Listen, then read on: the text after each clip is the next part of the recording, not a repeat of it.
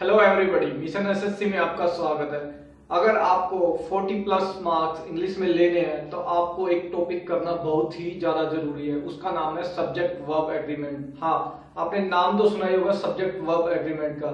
Subject verb agreement एक ऐसा topic है इंग्लिश में जो आपका 70% आपकी इंग्लिश को कवर करता है। जो आप एग्जाम्स दे के आते हो उसमें 70% तक आपका सब्जेक्ट एग्रीमेंट के ऊपर बेस्ड रहता है, लेकिन हम इसको नजरअंदाज कर जाते हैं। सब्जेक्ट वर्ब एग्रीमेंट सबसे इजी टॉपिक भी है, बट उसी में हम सबसे ज्यादा गलतियां भी करते हैं, क्योंकि उसमें कुछ रूल्स होते हैं जिसको हम फॉलो नहीं करते, और अगर अच्छे से उसको नहीं समझते हैं तो हम उसको पेपर में भूल भी जाते हैं, और उसी एक मिस्टेक की वजह से हमारा जो पेपर होता है वो काफी कम मार्क्स हम उसमें ले पाते हैं। तो इसलिए आज मैं आपके लिए टॉपिक लेके आया हूँ सब्जेक्ट वर्ब एग्रीमेंट। अगर आपको इंग्लिश में 40 प्लस मार्क्स लेने हैं तो इस टॉपिक को आपके लिए करना बहुत ही ज्यादा जरूरी है। अगर आप सब्जेक्ट वर्ब एग्रीमेंट को अच्छे से कर लेते हो तो नो डाउट आप 35 45 तक भी मार्क्स उसमें ले सकते हो, अगर आपके बाकी चीजें भी वीक हैं तो चलो हम स्टार्ट करते हैं सब्जेक्ट वर्ब एग्रीमेंट में। लेकिन उससे पहले मैं आपको बताना चाहूंगा कि सब्जेक्ट वर्ब एग्रीमेंट होता क्या है।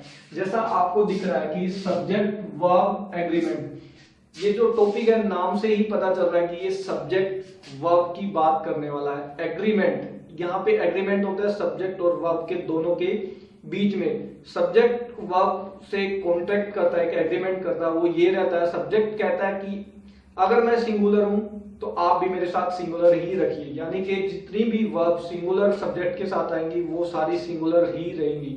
अगर आपका सब्जेक्ट प्लूरल है तो आपकी सब जितनी भी वर्ब्स होंगी वो आपको प्लूरल में यूज करनी पड़ेगी। उसके लिए मैं आपको एक बार बता देता हूँ कि सब्जेक्ट होता है क्या है। थोड़ा मैं मानता हूँ कि आपको थोड़ा नॉलेज होगा सब्जेक्ट और आपके वर्ब के बारे में, लेकिन फिर भी मैं आपको थोड़ा बता देता हूँ कि सब्जेक्ट क्या होता है, वर्ब क्या होता है, सिंगुलर और प्लूरल में क्या डिफरेंस है। तो देखिए यहाँ पे मैंने लिखा वर्ब, जितनी भी all verbs are in plural form, जितनी भी वर्ब्स आपकी होती हैं वो सब की सब प्लूरल फॉर्म में रहती है।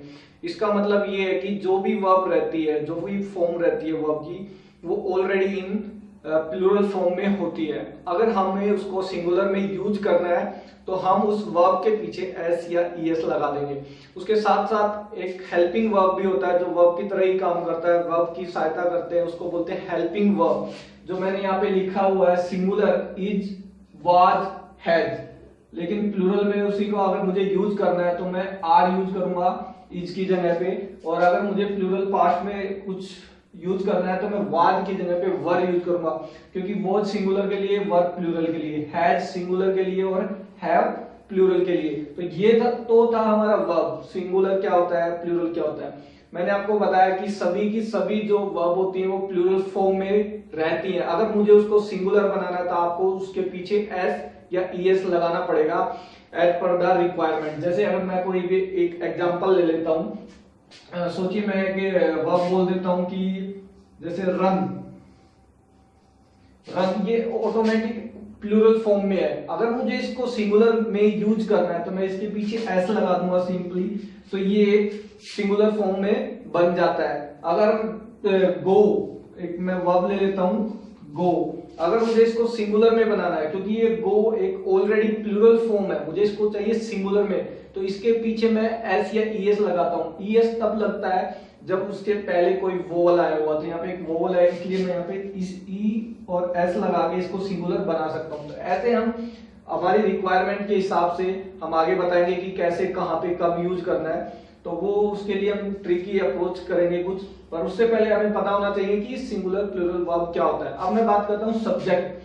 सब्जेक्ट हमारा क्या हो सकता है, नाउन हो सकता है, प्रोनाउन हो सकता है, और कुछ भी हो सकता है। नाउन, प्रोनाउन, अगर आप हिंदी मीडियम के स्टूडेंट हैं तो आप इसके लिए, अगर आपको इंग्लिश बिल्कुल भी समझ में नहीं आ रही तो आप एक बार अपनी हिंदी की बुक से भी आप चाहे तो कर सकते हैं। ये मैं बता रहा हूं आपको कि काफी जो टीचर होते हैं मना करते हैं कि आप हिंदी मत कीजिए, ये मत। मैं आपको एक राय दूंगा कि अगर आपका बिल्कुल ही वीक है, आप जीरो हो इसमें, तो आप एक बार हिंदी की बुक उठाइए। उसमें मुझे याद है नाउन और प्रोनाउन को हम संज्ञा और सर्वनाम बोलते थे। अब उन टॉपिक को करेंगे तो वो बिल्कुल सेम है, बस फर्क है कि ये एक लैंग्वेज इंग्लिश है, वो एक हिंदी लैंग्वेज थी, ज्यादा डिफरेंसेस नहीं है। तो अगर आपको समझ में नहीं आ रहा कि ये क्या होता है नाउन प्रोनाउन, तो वो आप वहां से कर सकते हो, संज्ञा या सर्वनाम। अब देखिए सिंगुलर और उसमें भी प्लूरल होता है, जो ही, सी, इट, ये सब प्रोनाउन है। ये ही सिंगुलर होता है, सी, इट। मतलब सिंगुलर प्लूरल होता है क्या, एक आदमी की, एक इंसान की, एक चीज की जब हम बात करते हैं वो सिंगुलर होता है। लेकिन तब जब हम बहुत सारे लोगों की या उस दो या दो से ज्यादा की बातें करते हैं तो उसे हम प्लूरल बोलते थे, हिंदी में एक वचन और बहुवचन। तो यहाँ पे ही, सी, इट ये सब सिंगुलर है, और दे, देम, वी ये सब प्लूरल है। दे मतलब वे सब, वी हम, तो ये सब क्या है, प्लूरल फॉर्म में होते हैं। तो ये सब है, हमें सबसे पहले एक बेसिक सी नॉलेज होनी चाहिए कि वो ये है। इसके बाद हम अपना आगे सब्जेक्ट वर्ब एग्रीमेंट को आगे बढ़ाते हैं। तो उसमें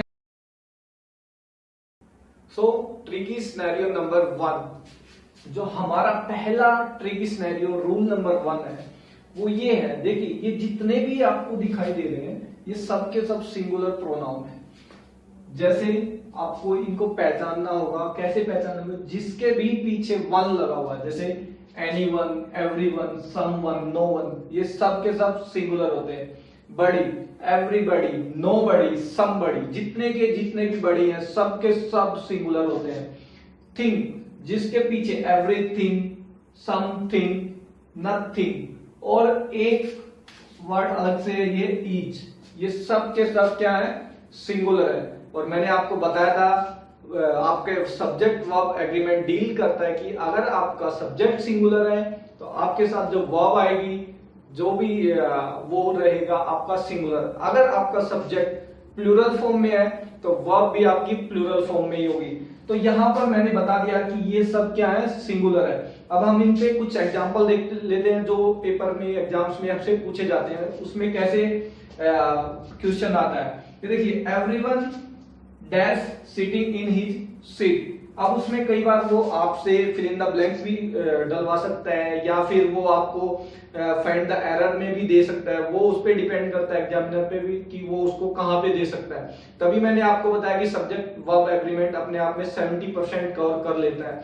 उसका कुछ ऐसा फिक्स नहीं कि वो यहाँ पे आएगा, वो कहीं पर भी आप दे सकता है, कहीं पर भी उसको यूज कर सकता है। तो देखिए हम इसमें देखते हैं एवरीवन, मैंने आपको यहाँ पे बताया कि एवरीवन, इसमें हम चेक करेंगे तो एवरीवन, ये देखिए एवरीवन, एवरीवन हमारा सिंगुलर है, तो इसके साथ जो भी वर्ब आएगी वो क्या रहेगा, सिंगुलर फॉर्म में। तो इज और आर, आर हमारा प्लूरल है, इज, इज हमारा सिंगुलर है, तो यहाँ पे क्या आ जाएगा, इज। सिंपल है, सिंगुलर सब्जेक्ट है तो उसके साथ वर्ब भी आएगी, वो भी सिंगुलर में ही होगी। नोबडी, नोबडी हमारा सिंगुलर है तो उसके साथ जो भी वर्ब आने वाली है वो क्या रहेगा, सिंगुलर। तो हमारा हैज क्या है, सिंगुलर, तो हम यहाँ पे सिंपली हैज फिल कर देंगे। जो हमारा थर्ड एग्जांपल है वो है each of the animals. Each, each क्या है हमारा, ईच हमारा सिंगुलर है और सिंगुलर के साथ हम सिंगुलर वर्ब यूज करेंगे, तो ईच हमारा सिंगुलर है, तो सिंपली हम उठाएंगे और इसमें ईच फिल कर देंगे। रूल नंबर 2, सिनारियो नंबर 2, हम यहाँ पे एक रूल है देयर। कई बार क्या होता है कि हमारे जो हमें एग्जांपल दिया होता है उसमें देयर आगे लगा रहता है। अब उस देयर से हमें पता नहीं चल पाता कि आप इसके साथ क्या वर्ब यूज करने वाले हैं, क्योंकि देयर क्या सब्जेक्ट है हमें नहीं पता, सिंगुलर प्लूरल है। ये देयर कभी नहीं बताएगा आपको कि वो सिंगुलर है या प्लूरल है, वो बताएगा जो भी देयर के बाद जो भी सब्जेक्ट आने वाला है वो बताएगा कि वो सिंगुलर है या प्लूरल है।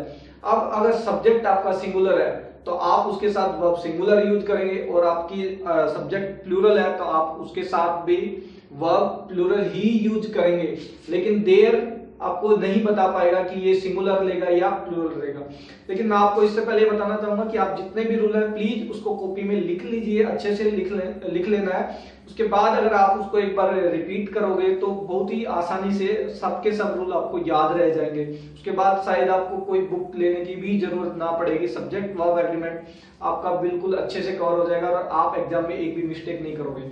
तो देखिए यहाँ पे मैंने 2 एग्जाम्पल लिए। There is a man in the house, there is a man in the house, क्या ये वाक्य ठीक है, ये सेंटेंस ठीक है या नहीं, हम देखेंगे।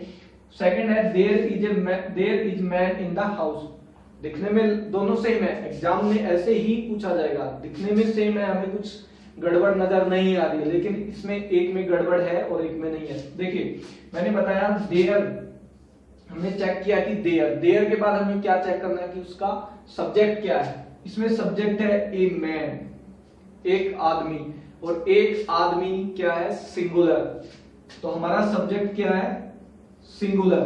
तो हमें पता है कि अगर हमारा सब्जेक्ट सिंगुलर है तो उसके साथ जो वर्ब आएगी वो भी सिंगुलर होगा। तो यहाँ पे क्या है, इज एक सिंगुलर वर्ब है, तो इसका मतलब हमारा जो ये सेंटेंस है वो बिल्कुल ही करेक्ट है। अब सेकंड देखते हैं, there is man in the house, there is a man in the house. Normally हम एक मिस्टेक कर जाते हैं कि ये भी एक मैन है, वो सिंगुलर ही है, लेकिन नहीं, हम इसको अगर ध्यान से देखेंगे तो इसकी स्पेलिंग है MEN, मैन, ये मैन का प्लूरल होता है, MAN, ये सिंगुलर होता है, MEN ये प्लूरल होता है। तो हमें इसमें कभी भी मिस्टेक नहीं करना चाहिए, ये एक वचन है और ये बहुवचन है, दैट मीन ये मैन प्लूरल है। और अगर ये प्लूरल है तो हमें पता है सब्जेक्ट वर्ब एग्रीमेंट के बीच में क्या एग्रीमेंट हुआ था कि सब्जेक्ट प्लूरल तो वर्ब भी प्लूरल। तो यहाँ पे जो इज आया हुआ है वो बिल्कुल ही गलत है, हमें यहाँ पे यूज करना पड़ेगा क्या, आर। तो यहाँ पे जो करेक्ट होगा वो क्या रहेगा, there are man in the house, यहाँ पे बहुत सारे इंसान हाउस। 3 रूल नंबर 3 हम एंड के बारे में बताएं। एंड मतलब और, जब और से हम किसी भी चीज को अगर हम कनेक्ट करते हैं, जैसे एंड और क्या, राम और श्याम, राम एंड श्याम, ओके। तो दो एंड क्या करता है, दो चीजों को कनेक्ट करता है, दो चीजों को कनेक्ट करता है। और मैंने आपको बता दिया स्टार्टिंग में, सब्जेक्ट वर्ब एग्रीमेंट क्या बोलता है कि अगर एक से ज्यादा है तो आप प्लूरल लोगे ही लोगे। तो अगर हम एंड से दो चीजों को कनेक्ट करते हैं, ठीक है, तो हमेशा ही जो वर्ब आएगी वो प्लूरल फॉर्म में रहेगी। ये देखिए and, Rahul and Parul dash coming, दो लोग हैं, राहुल एंड पारुल, दो अलग अलग लोग हैं, वे आ रहे हैं। तो दो है, एक से ज्यादा है, तो वो क्या है, प्लूरल है, बहुवचन है, ठीक है। तो उसके लिए हम इज यूज करेंगे या ऑब्वियसली आर ही यूज होगा।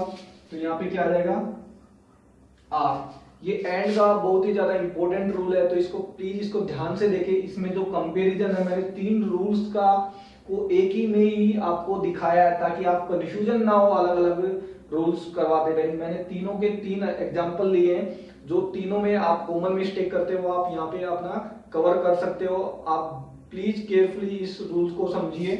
जो हमारा सेकंड रूल है, my friend teacher and singer dash का, देखिए एंड से हम दो चीजों को भी जोड़ सकते हैं, 3 को भी जोड़ सकते हैं, मतलब एंड लगा लगा के, लेकिन दो चीजें तो बेसिकली जुड़ती हैं, बट उसकी खासियत भी तो हो सकती है ना।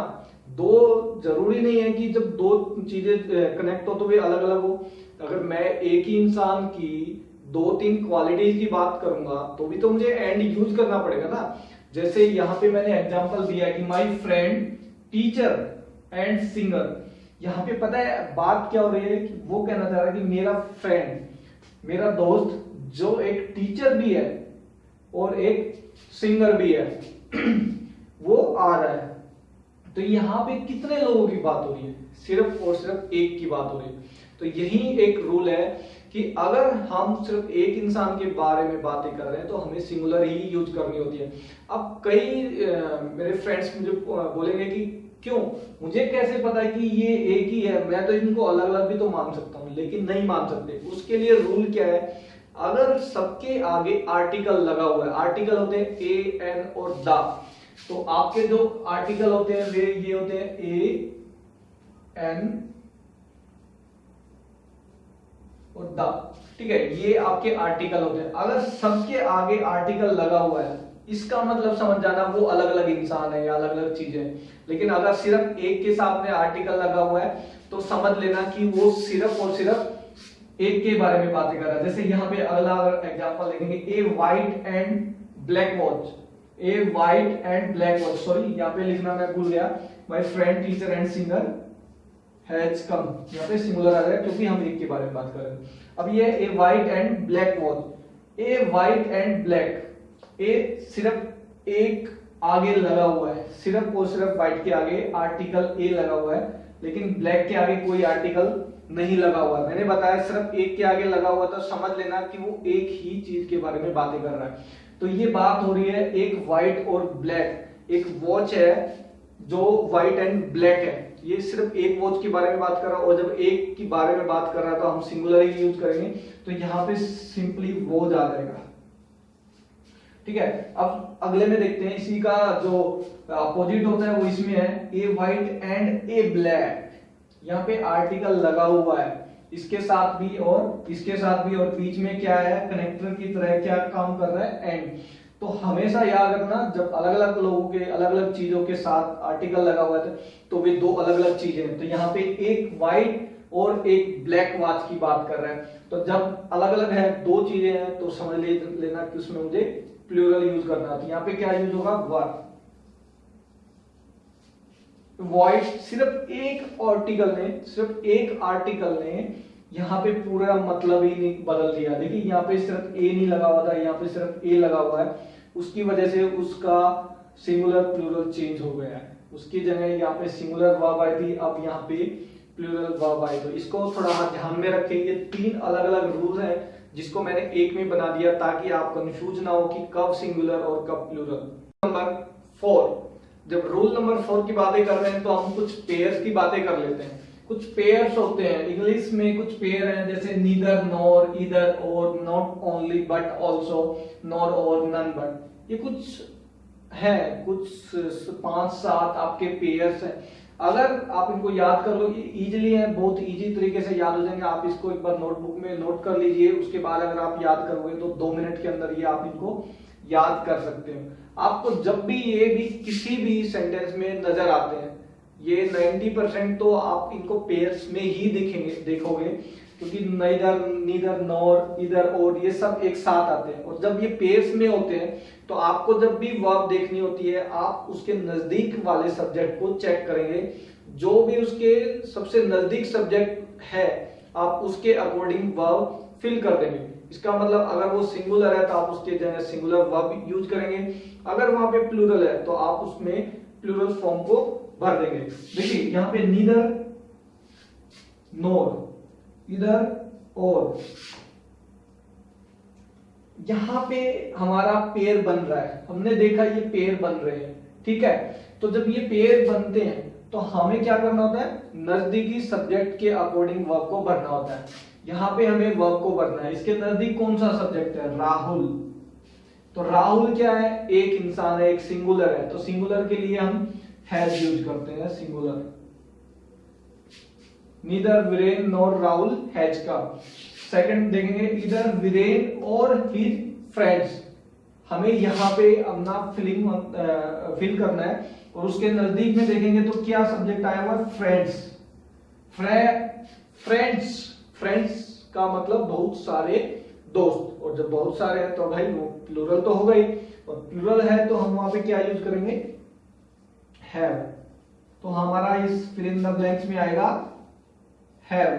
अब ये जरूरी नहीं है एग्जामिनर आपको ऐसे blank fill in the blanks में ही देगा, वो आपको एरर छांटने के लिए भी बोल सकता है। आपको एरर छांटना पड़ेगा और वो यहाँ पे हैज दे देगा आपको, तो उस केस में आपको चेक करना होगा कि किस पार्ट में आपको गलती नजर आती है। अगर ऐसा मिस्टेक है तो आपको उस पे टिक करना होता है। ऐसे ही आप हमारा थर्ड एग्जांपल है, डैश अनु और मीना कम। तो यहाँ पे क्या है, और उससे हमने बोला है कि जो भी फिल इन द ब्लैंक्स जहां पे भरना है उसके नजदीक जो सब्जेक्ट होगा, हम उस सब्जेक्ट के अनुसार ही अपनी फिल इन द ब्लैंक्स को वर्ब के साथ भर देंगे।